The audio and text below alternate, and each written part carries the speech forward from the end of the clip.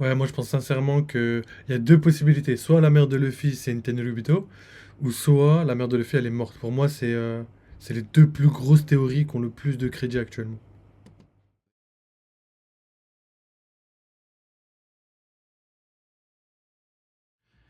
Salut la team, bienvenue pour un nouveau live. Donc aujourd'hui live sur One Piece. Donc on va regarder une petite vidéo analyse de la théorie de Goji par rapport au dernier scan 1101 de One Piece. Donc on va parler sûrement du fruit du démon de Bonnie qui commence à vraiment nous poser de grosses interrogations sur le potentiel maximal des fruits du démon. Surtout que là on a vraiment un fruit de type Zoan mythique comme celui de Luffy quoi. On a vraiment en termes de level, je parle pas vraiment en termes de pouvoir en lui-même, vraiment en termes de level, le level du fruit du démon de Bonnie peut égaler le Zoan mythique de Luffy. Est-ce que c'est un Zoan mythique? Peut-être, j'espère, je sais pas, on verra. Moi personnellement je pense qu'il y a quelque chose comme ça qui doit se tramer. Après, le seul frein à cette théorie, pour moi c'est clairement un Zoan mythique. Le seul frein, c'est que pourquoi Oda ferait deux fois la même chose? C'est-à-dire qu'il nous fait croire que c'est un paramécia et après bam on apprend que c'est un Zoan mythique. Et là c'est la même chose pour Bonnie. Donc est-ce que c'est ça, est-ce que c'est pas ça, je sais pas. On va voir en tout cas. Vous connaissez mon avis sur la question. Donc je pense qu'on devrait sans plus tarder se lancer sur la vidéo de Goji. Donc je lance la cam, c'est parti les mecs, j'espère que vous êtes bien accrochés. Donc aujourd'hui, juste avant de commencer, petit live de une demi-heure grand max, voire une heure vraiment grand max, mais la vidéo de Goji dure pas très longtemps, donc je pense qu'on en aura pour une demi-heure, 45 minutes grand max. Donc voilà, vas-y les gars, c'est parti.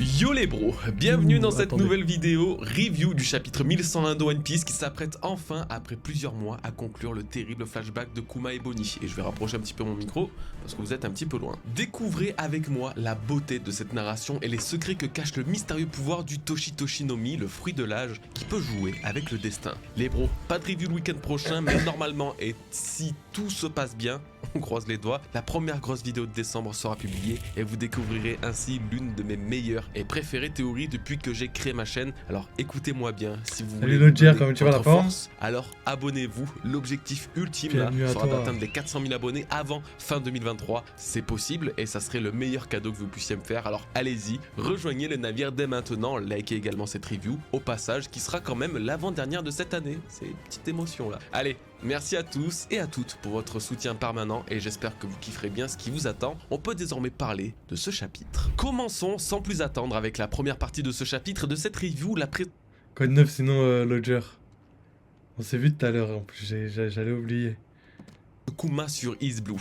Nous avons la suite directe du dernier chapitre avec l'explication de la présence de Kuma proche de Fushia. Lors de son voyage avec l'armée révolutionnaire au royaume de Goa, il a noté la grande connaissance de Dragon sur ce pays en particulier. Pas seulement, les disparitions du chef des révolutionnaires le menaient en réalité à observer un jeune garçon. C'est tout naturellement que Kuma a donc compris que le sang de Dragon aussi coulait sur cette île. Ce dernier ne voudra cependant pas en parler davantage car de ses mots, un enfant est la plus grande faiblesse d'un parent. Voilà, nous avons donc la raison de la présence de Kuma sur East Blue dans le dernier chapitre. Il venait purement et simplement jeter un œil sur le digne héritier de Dragon sans interagir d'une manière ou d'une autre avec lui. Putain, dommage là, j'aimais bien mon petit scénario qui retraçait les déplacements de Shanks pour trouver le Gomu Gomu no Mi volé au gouvernement. Encore une théorie à la poubelle. J'avoue. Après, il a juste pas eu de chance malheureusement, mais ça aurait pu se passer. Nous, par exemple, sur la chaîne, on l'avait théorisé. On avait dit qu'il y avait un potentiel où Kuma parlait à Shanks par rapport à Nika, etc. Ouais, à l'héritier, de la volonté d'Udi, de la volonté de Roger, de la volonté de Joey Boy. On avait parlé de tout ça, mais malheureusement invalidé. Moi, ma théorie, je sais plus ce que j'avais privilégié, mais j'avais pas privilégié tout ça, mais on en avait quand même parlé. J'avais émis l'hypothèse que ça pouvait se passer. Que ce soit la théorie actuelle, celle qui a été validée, ou que ce soit la théorie de Goji. Bon, en tout cas, on peut pas toujours avoir raison, c'est déjà bien en vrai. C'était ma théorie, c'était la poubelle là-bas. Même s'il n'y a pas de grand plot twist finalement derrière cette histoire, il y a quand même deux choses intéressantes à en tirer. Dragon voulait cacher Luffy et Kuma a possiblement fait le lien entre lui et Nika. Alors, pourquoi Dragon voulait cacher Luffy. La réponse peut sembler assez évidente. En combattant le gouvernement mondial, la puissance de leur service de renseignement ferait de Luffy une cible de choix pour affaiblir le leader des révolutionnaires. Le kidnapper et s'en servir comme otage serait déjà largement suffisant pour porter un coup critique à Dragon, chose qu'il devait éviter à tout prix. Après, je pense surtout que c'est révélateur du destin de la mère de Luffy. Si on peut simplement penser que la naissance de Luffy l'aurait tué à la manière de Rouge avec Ace, il existe plus que jamais une possibilité qu'elle fût exécutée après avoir mis au monde l'enfant de Dragon, Ginny. Ouais, moi je pense sincèrement qu'il y a deux possibilités. Soit la mère de Luffy c'est une Tenryubito, ou soit la mère de Luffy elle est morte. Pour moi c'est les deux plus grosses théories qui ont le plus de crédit actuellement. Avec Bonnie, Rouge, avec Ace, je vais pas tous les citer, mais nombreux sont les scénarios où la mère décède après avoir donné naissance à son enfant. Ça serait le cas pour Luffy et donc sa mère, et ça aurait été l'une des raisons pour laquelle Dragon l'a caché. En tout cas, ce chapitre confirme à mon sens qu'il ne faut pas s'attendre à voir la mère de Luffy encore vivante de nos jours. Sa mort aurait été la principale raison de l'isoler sur cette île, dissimulée aux yeux de tous. Et du coup, Kuma, en le voyant utiliser son fruit du démon, n'aurait-il pas eu le déclic que c'est lui, le Nika de ses croyances? J'en perds mes mots. Ben, si je n'y croyais pas de base et je ne voulais pas y croire, la fin de ce même chapitre a quand même réussi à me faire douter. En effet, et bien que l'on en reparlera plus tard, Kuma explique à Bonnie que s'il ne sait pas à quoi ressemble Nika, il sait que son corps a les propriétés du caoutchouc et qu'il peut se battre de toutes les façons qu'il veut. Ainsi, en voyant Luffy s'entraîner et tirant ses membres comme du caoutchouc, et étant le fils de l'homme qui veut libérer le monde du gouvernement, eh bien Kuma aurait compris qu'il s'agissait là de l'incarnation de Nika. Je vais pas vous cacher, ça me pose un petit problème, puisque ça signifie que tous ceux ayant connaissance de cette particularité caoutchouteuse, si je puis dire ainsi, de Nika, ne peuvent définitivement pas passer à côté de Luffy sans se douter de quelque chose, et ça ne fait qu'obscurcir la raison de pourquoi Kuma voulait véritablement capturer Luffy pour le ramener au gouvernement pendant l'arc de Thriller Bark, alors qu'il était censé avoir toute sa tête. Preuve en est, à la fin de l'arc, il avait reconnu les qualités de leader du fils de Dragon. Ça vous paraîtrait pas bizarre, vous, qu'à la fin du flashback de Kuma, nous apprenions qu'il savait tout concernant la vraie identité cachée de Luffy, lui qui l'aurait vraiment capturé si son équipage ne s'était pas interposé sur Thriller Bark? Parce que là, c'est le... Moi déjà, là je suis pas tout à fait d'accord avec lui. Je pense vraiment pas qu'il l'aurait capturé et emmené avec lui au gouvernement mondial. Au contraire, je pense qu'il voulait le tester, qu'il voulait tester l'amitié de ses potes et tout, parce que justement, jamais, pour moi personnellement, jamais Kuma aurait pu faire de mal. On le connaît, il fait jamais de mal à personne, à part quand il est... quand il doit le faire en dernier recours, et encore même là, il arrive à se retenir pour pas tuer quelqu'un ou quoi, tu vois. Et du coup, ça m'étonnerait vraiment que son but était d'exécuter la mission du gouvernement mondial. En gros, je pense qu'il a fait exprès de tester ses Mugiwara pour justement échouer à sa mission. Parce qu'on sait que par exemple que le gouvernement mondial le surveille, donc ils l'ont envoyé pour accomplir sa mission, mais au final... lui, dans sa tête, il savait très bien qu'il allait rien faire par rapport à l'enfant de Dragon. Et même quand on a vu ce qui se passait dans le chapitre 1101, on a très bien compris que Kuma s'en prendrait jamais à Luffy. Après, il y a une petite hypothèse. Il y a une hypothèse où Kuma peut être méchant à cause d'un seul point, c'est de sa bulle de souvenir. Si jamais c'est comme la bulle de douleur, quand il enlève ses souvenirs disparaissent de son esprit. Exactement comme la bulle de douleur. Quand la bulle de douleur s'enlève, toute la douleur s'enlève. Donc est-ce que c'est peut-être ça qui aurait fait un peu dérailler Kuma? Je sais pas. J'espère pas. J'espère qu'il a toujours été gentil et qu'il a pas perdu la tête, entre guillemets, tu vois, à ce moment-là, et qu'il aurait pu faire des trucs de ouf. Mais je sais pas trop. On peut que supposer pour l'instant. Mais il faut garder cette théorie en tête. Donc gardez-la bien dans un coin parce que je pense qu'on va avoir des réponses très prochainement.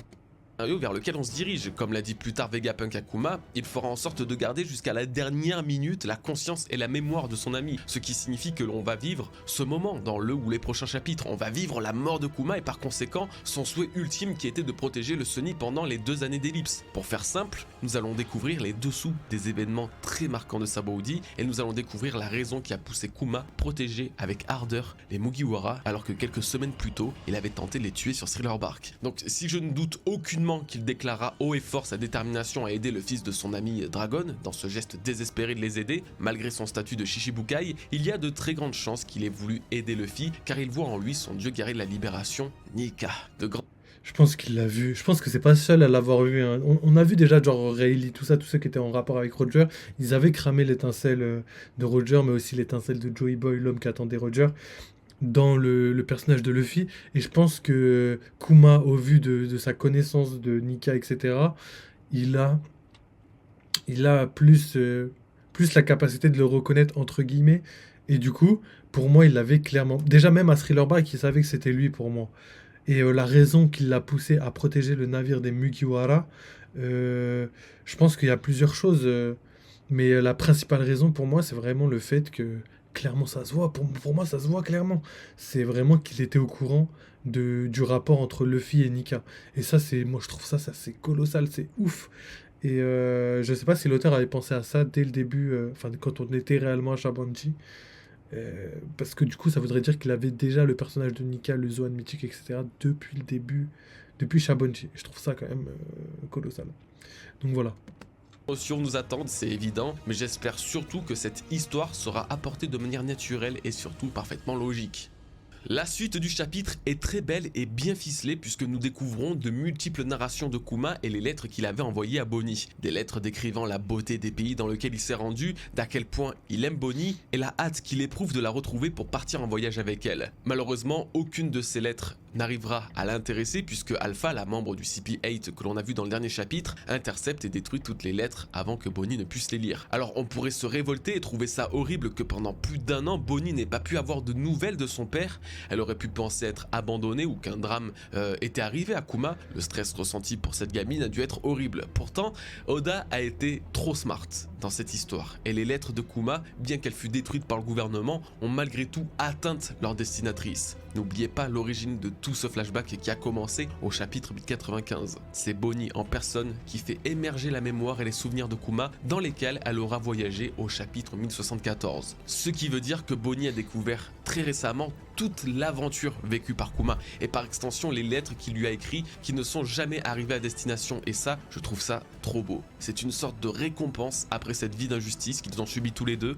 Malgré le monde entier contre eux, Bonnie a pu comprendre l'histoire de Kuma, Kuma a pu lui expliquer sans avoir à lui parler et donc tous les deux ont trouvé une forme de bonheur. Je trouve ça trop bien, vraiment. Du côté de Egghead, Kuma rend visite à Vegapunk et fait la rencontre d'un personnage qui a vécu son petit développement durant l'arc, Stussy. Clone ou pas, elle ne manque pas d'humour et lance au modèle des pacifistas: je me demande qui est le moins chanceux, l'humain sans une conscience ou le clone avec une conscience. Remarque qui n'aura vraisemblablement pas plu à Vegapunk qui rétorque qu'elle est déjà humaine et qu'il lui a déjà dit. Alors ça parlera peut-être pas à tout le monde, mais il faudra remonter au tout début du chapitre 1072 pour retrouver une lettre écrite par Vegapunk, oui encore une lettre, Et avant de continuer, je trouve ça magnifique. Franchement, je trouve Oda, il a vraiment fait le taf par rapport à ça. Il aborde vraiment des sujets. Mais je trouve ça extraordinaire qu'encore aujourd'hui, il arrive à me surprendre en parlant de sujets tabous, de sujets problématiques par rapport à la conscience des clones, à la conscience de quelqu'un qui n'a pas de conscience, etc. Tu vois, ça, c'est des problèmes qui n'existent même pas encore parce qu'on n'a pas encore, on n'a pas encore ce genre de choses. Tu vois, on n'a pas, on est capable de le faire, mais on le fait pas à cause de l'éthique qu'il y a derrière. Et c'est ça qui est beau dans One Piece, c'est que vraiment il aborde tous les problèmes possibles et inimaginables. On l'a vu avec Ginny et le Tenryubito, donc on sait pas trop ce qui s'est passé pour avoir eu l'enfant, donc vous m'avez compris. Et là maintenant il aborde encore des sujets éthiques un petit peu borderline, donc et je suis assez choqué qu'il arrive à parler de tous ces problèmes-là et ça rend One Piece vraiment, vraiment légendaire.